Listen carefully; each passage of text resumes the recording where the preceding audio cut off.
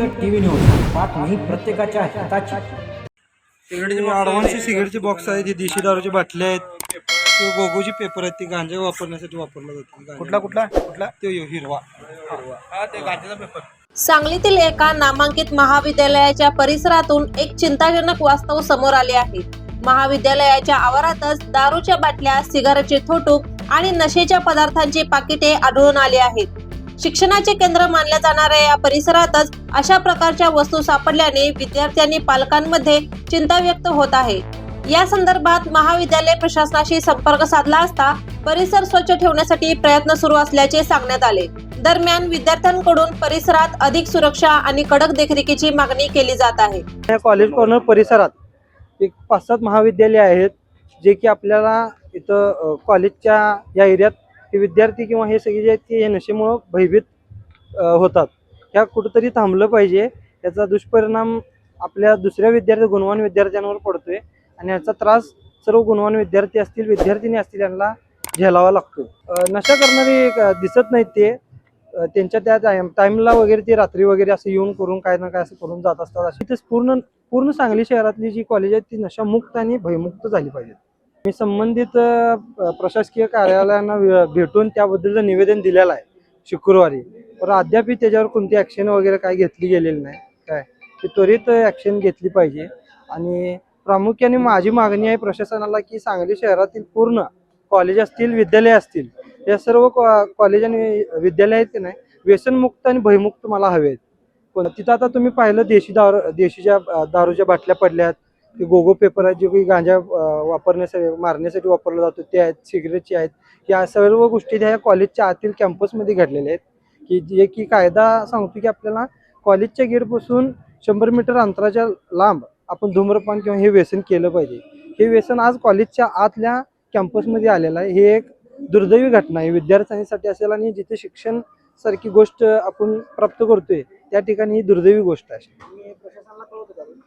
हां, याबद्दलची माहिती मी काही प्रशासन कार्यालयाला दिली, परंतु काही तांत्रिक अडचणी किंवा आता निवडणूक समोर असल्यामुळं आपल्याला त्यांच्यापर्यंत संपर्क करता आलेला नाही। निवेदन स्वीकारून काय असेल ती कारवाई करतो असं बोललं आहे, पण अद्याप काय याच्यावर प्रतिक्रिया आलेली नाही।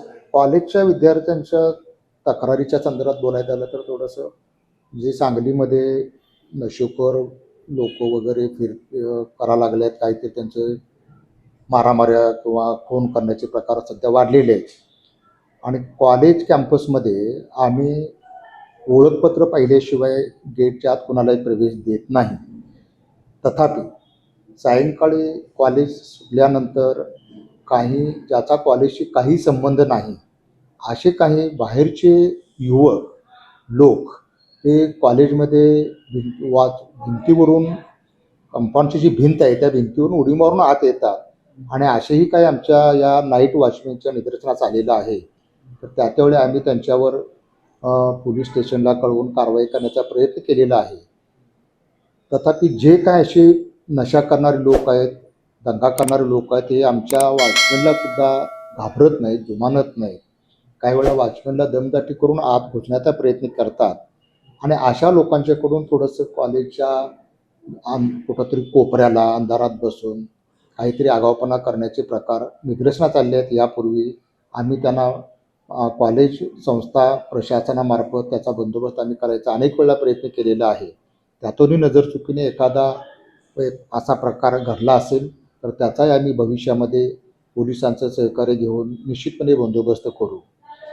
बाहेर जो काही प्रकार चालला आहे सांगलीमध्ये, जे परवा एका शेतकऱ्याची नशेखोर युवकांनी काही हत्या वगैरे केली, मर्डर केली, ही गोष्ट सांगलीला अजिबात भूषणावं नाही।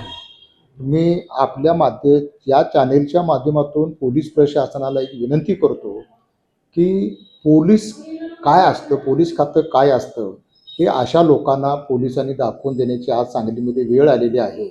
कुठंतरी पोलिसांचे एक त्यांना भीती निर्माण झाली पाहिजे, तरच हा प्रकार थांबू शकतो।